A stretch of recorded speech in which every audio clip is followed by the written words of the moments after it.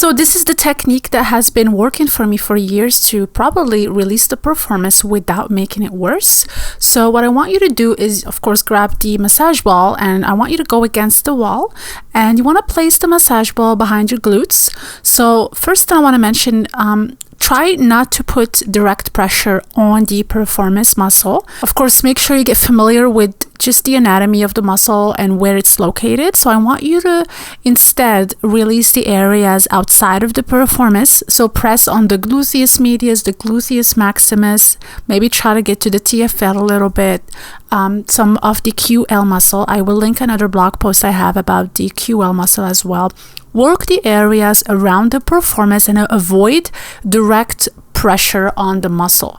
This has worked for me best because times when I actually had a lot of spasms on the piriformis and trying to put direct pressure on the muscle, it just made it worse and it made the muscle spasm even more.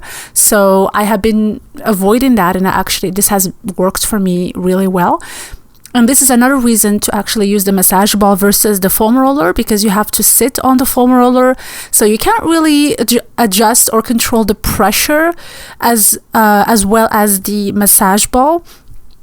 So if you do find that the foam roller kind of makes the pain worse, switch to the massage ball and see how that changes things. If you don't have a massage ball, you can also use a tennis ball for this release.